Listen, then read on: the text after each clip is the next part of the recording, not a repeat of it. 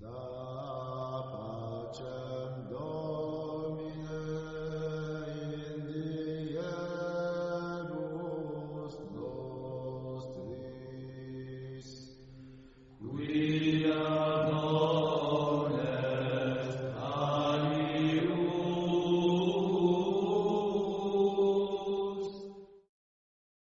E aí você tem Tzad. Tzad aí ele sai daquele mesmo parágrafo do Shin, e aí Tzad tem um parágrafo próprio, né? Porque quando ele dispensa Shin, ele dispensa também Kof e Resh. E aí chega Tzad, se aproxima de Deus e fala: ó Senhor do mundo, que seja do teu agrado criar o mundo por mim, posto que sou o sinal dos justos, que em hebraico se escreve Tzakdim, e de ti, pois é chamado de o justo, que em hebraico é Tzadki. Como está escrito, porque o Senhor é justo e ama a justiça, sendo, então, benfazejo criar o mundo por mim. E Deus, ele responde para Tzad: Tzad, és justa e significa justiça, mas é preciso que fiques oculta.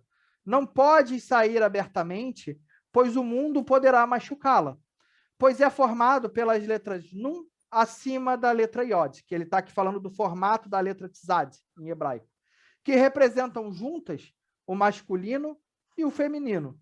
E este é o mistério da criação do primeiro homem, que foi criado com duas faces, masculino e feminino unidos. Aqui ele está falando de Adão, que tinha dentro dele o potencial do feminino. Por mais que ele fosse ali masculino, ele tinha o feminino dentro dele, e que ele só torna-se masculino de verdade quando existe a separação entre masculino e feminino. E aqui ele fala de um conceito bem interessante, né? Do não julgar para não ser julgados. O julgamento ocorre, mas da mesma forma que você tem ali, se eu não me engano, em Mateus, que Cristo fala, olha, você tem um problema com teu irmão, vai em secreto com teu irmão, resolve com teu irmão. Aqui ele está falando que essa justiça, esse acertamento, ele deve acontecer de forma oculta. Para quê? Para que o mundo não manche a justiça, o mundo não prejudique a justiça, o mundo não faça julgamentos em cima do que seja justo. E aí ele continua. Da mesma forma, as letras Nun e Od no Tzad são dirigidas de costas para as costas, e não de face a face, mesmo que seja direcionado para cima ou para baixo. Se você botar Tzad em qualquer posição, essas letras vão estar sempre como viradas de costas umas para as outras, né? Ou seja, eles estão sempre de costas a costas. Esse conhecimento ele não é plenamente visto. No devido tempo, vou dividi-lo em duas, ou seja, Nun e Od vão ser separados. O masculino e o feminino vão ser separados em dois, para que eu apareça face a face, para que suba aos outros lugares. Isso lembra também bastante Paulo, né? Que ele fala que um dia será visto em face a face. Paulo ali está falando dos primeiros cabalistas judaicos. Ou seja, em Tzad, por mais que a justiça esteja ali contida e que os justos estejam ali, os homens santos estejam ali, você está vendo um caminho único, oculto, de costas a costas, você não está vendo a realidade de frente a frente. É preciso que haja uma separação na justiça, é preciso que haja distinção, quase como se fosse o mito de Sofia, de que para que haja sabedoria, Sofia precisa se liberar do todo, e aí Sofia representa a sabedoria, que é Deus se distinguindo de si mesmo. É necessário que haja essa separação do justo, essa separação do homem masculino e feminino, para que apareça essa face a face e o homem possa se contemplar como as duas coisas, para que então ele possa subir para outro lugar. E como ele fala de subir, Tzad significa justamente um anzol, e se vocês procurarem aí depois na internet, eu não botei aqui, mas a forma dela lembra um pouco um anzol. Ela tem o valor numérico de 90 e ela simboliza essa emoção criadora, que é justamente a emoção partindo para a imaginação, essa emoção inspirando a imaginação. Em algumas correntes iniciáticas, eles vão chamar isso de o duplo etérico. Então, eles são as inspirações artísticas, é a emoção que desce para o consciente. É como se você tivesse o poeta ou o músico, ele tem aquele sentimento que preenche a imaginação dele antes dele fazer a poesia. Tzad é também a estrela luminosa, né? É o caminho da fé que vai guiar, é a estrela de Belém no céu noturno. Se você tem Êxodo, que é a lua, e você tem Netzach, que é Vênus, Tzad seria a estrela luminosa, seria a estrela de Belém que está guiando ali os reis magos em direção à verdade, né? Que está puxando eles como se fossem um anzol. Em outro aspecto, Tizade poderia simbolizar a Arca de Noé, que Noé constrói a arca, mas aí isso é uma coisa que é famosa, que vários pastores falam, ele não botou nenhum timão, nenhum remo, nenhum nada, ele deixou Deus guiá-lo, né? Então, ele vai ser bastante esse caminho de fé. Representa também o livro de Jó ali, que Jó ele se entrega a Deus e deixa Deus guiar sua vida. E a gente tem também os apóstolos pescadores, que confiam em Jesus e jogam a rede onde Jesus mandam, mesmo sem eles conseguirem enxergar. Então, enquanto Kof, você tem ali a preparação, a busca, em Tizode, você tem o anzol, Num é um peixe e P é a boca. A gente vai trabalhar ainda essas outras letras em momento futuro. Então, em Tizade, você vai ter aquela pessoa santa, aquela pessoa santificada, aquela pessoa, se você olhar numa estrutura da Cabala, Aleph está lá em cima no 1 para 2 e Tizade está aqui embaixo no 7 para 9. Ou seja, a imagem, o reflexo de Deus. É como se fosse o sopro de Deus que reflete sobre as águas da criação, trazendo a inspiração. Então, o movimento de Tizade é o movimento de você seguir pela fé. É você seguir mesmo sem saber aonde esse caminho vai.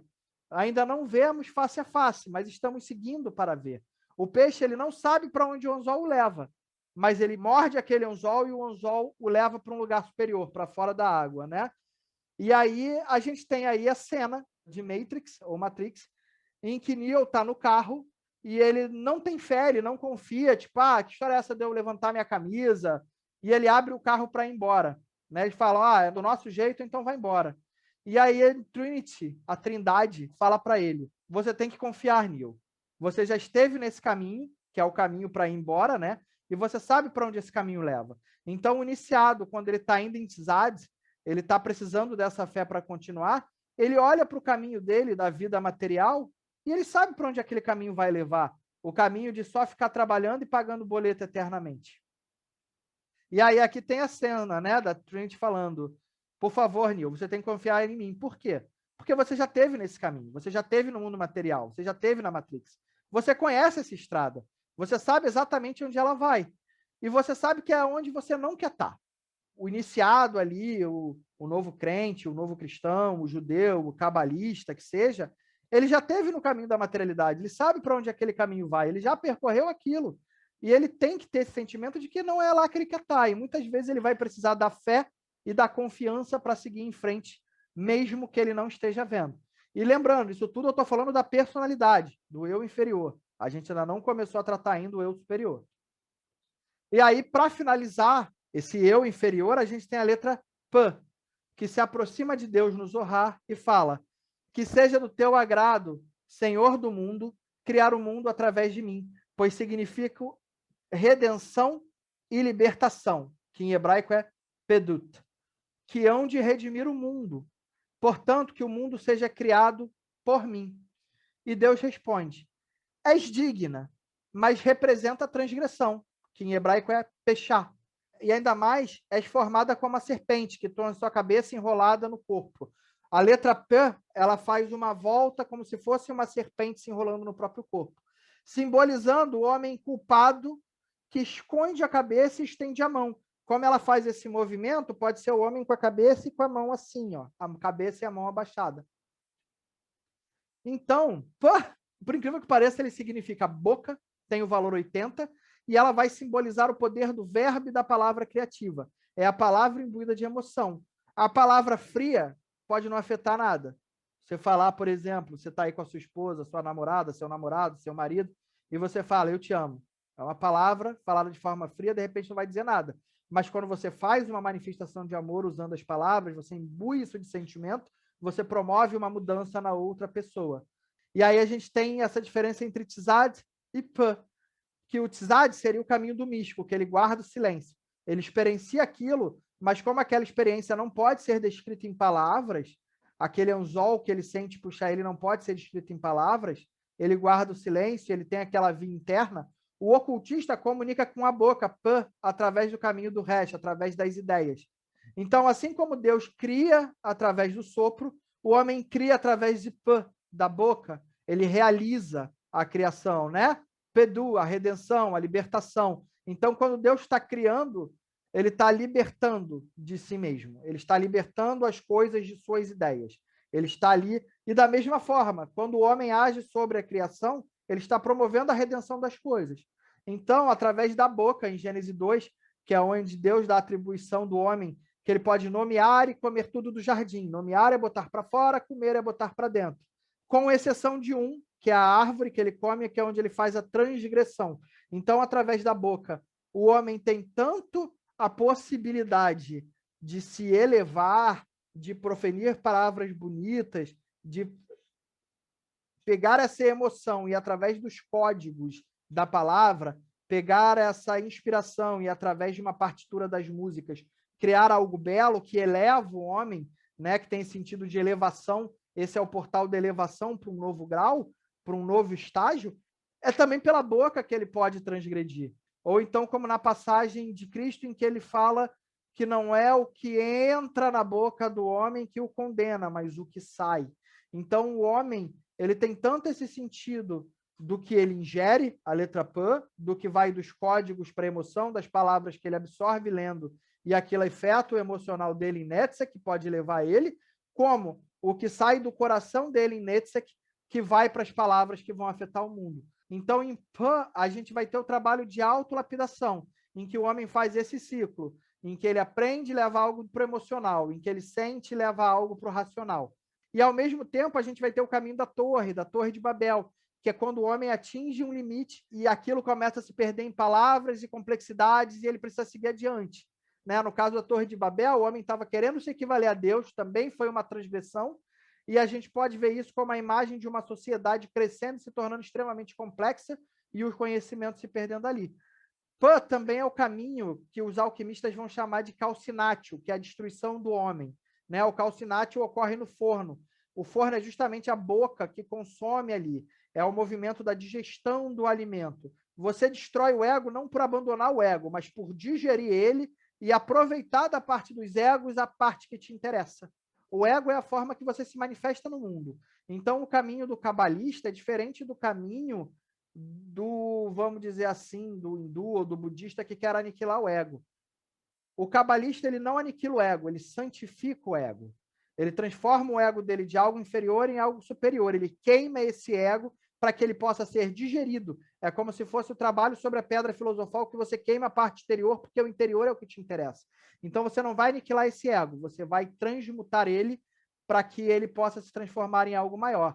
E aí a gente tem, por exemplo, tanto a história de Pinóquio, que é quando o Gepeto vai parar ali dentro da baleia, e aí o Pinóquio precisa descer aquela profundidade da baleia para trazer isso de volta, de algo melhor, esse eu superior dele. Quanto tem a história de Jonas, que se recusa a obedecer a Deus, e aí ele vai, para esse momento, para dentro da baleia. Então, o movimento de Pã pode ser visto também como o movimento do homem na meditação, estar sentindo e raciocinando, e indo lá para o seu interior para que ele possa transformar o seu ego. Se você está seguindo um caminho mais oriental para destruir esse ego, para seguir em frente, se você está seguindo um caminho mais ocidental para você santificar esse ego, para você purificar esse ego, para que esse ego possa ser uma manifestação do reflexo da divindade na Terra, né? O estágio crístico. E aí, Pã, então, ele vai significar o poder da criação do verbo, ao mesmo tempo ele vai significar a maçã e a transgressão, que ao mesmo tempo essa transgressão que expulsou o homem, que promoveu a queda do homem, foi a transgressão que trouxe o conhecimento ao homem, foi a transgressão que libertou o homem do seio ali do paraíso, daquele estágio infantil, para um estágio adulto, onde ele precisa trabalhar ele mesmo, ele precisa trabalhar esse ego para que ele possa retornar santificado. E aí, Pã, ele pode simbolizar tanto a verdade que liberta, quanto a mentira que leva à queda. Ele, da mesma forma, ele vai ter esses dois caminhos. E da mesma forma que a transgressão leva à queda do homem, pelo processo do calcinátio, de você trabalhar esse ego de volta, esse eu inferior, você toma a pílula vermelha, tal qual a maçã, para que você possa voltar a subir. E aí a gente fecha aqui hoje o ciclo da personalidade do eu inferior, dessas primeiras 4 esferas da Cabala. E era isso que eu tinha para falar com vocês hoje, nessa parte 2 da introdução. E aí a gente vai, no momento posterior, na próxima aula, continuar o nosso caminho, subindo pelos próximos 2 mundos e tratando o resto do alfabeto e do Zohar, e vendo o que isso significa simbolicamente, e vendo o quanto a gente pode trazer esses conhecimentos para o nosso mundo e transformar a nós mesmos e meditar sobre eles para essa transformação e ter uma compreensão melhor de como o mundo funciona, de como as ordens funcionam, de como as religiões funcionam.